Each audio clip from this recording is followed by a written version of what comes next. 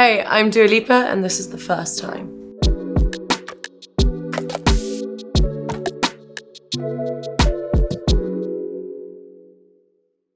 The first time I heard my song on the radio, I was in London. I actually knew my song was going to get played on the radio because Annie Mac had confirmed that she was going to play my song Be The One on Radio 1.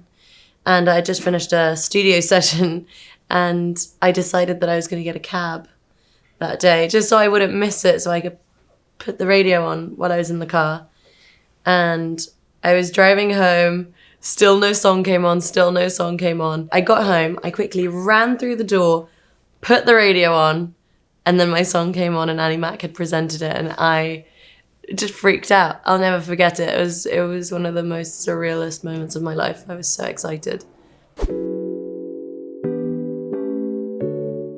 I guess I had kind of a little bit of an understanding of, why my parents were in the UK and that whole situation. But it was only when I moved to Kosovo did I really kind of understand what the effects of it are and, how it impacts people's lives and people's families and how much a place really suffers because of the consequences of it. So I was quite young. I was about 11 years old when I started to really kind of understand what that is like.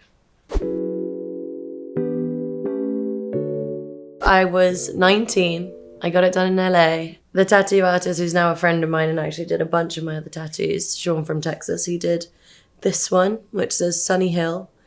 And it's actually the neighborhood my parents grew up in Kosovo. It's an English translation of it. The Albanian way is Brigui Dilit. But Sunny Hill is something that will always remind me of home.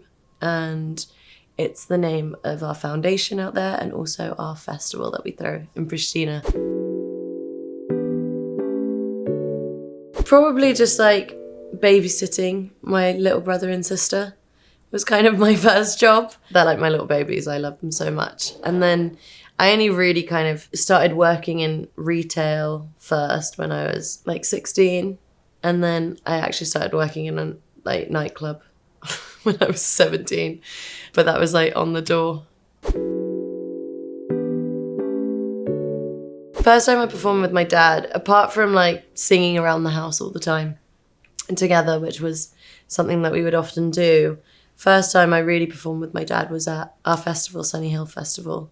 Kind of before it was like my first show out in Pristina, and it was kind of what sparked the idea for us to like have international artists everywhere, like coming to Kosovo.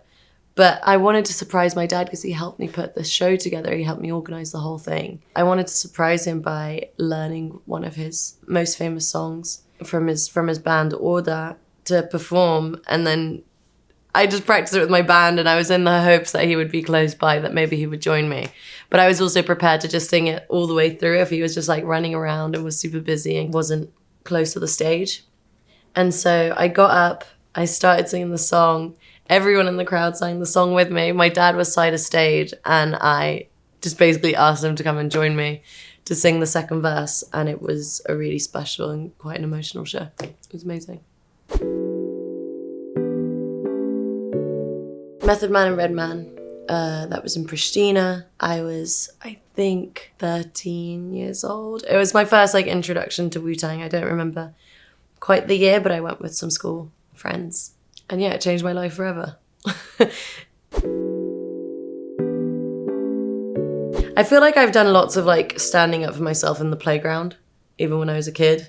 I never really liked to be messed with. I feel like a lot of the time I'd get, or teachers would call my parents to come and pick me up from school because I'd get in fights with boys mainly.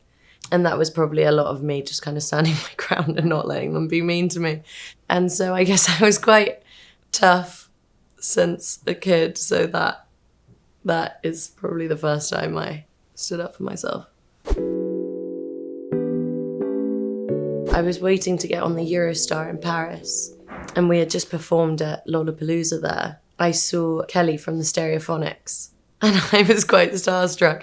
I wanted to go up, and I did actually. I did go up and say hi to him and the whole band, because right after my set, I did go and watch their set. And it was quite cool to get to like bump into them on the Eurostar. And the funniest thing was he actually said, he was like, oh, I did read in an interview that you and your dad would listen to the Stereophonics all the time while driving to school. So that was cool, special little moment.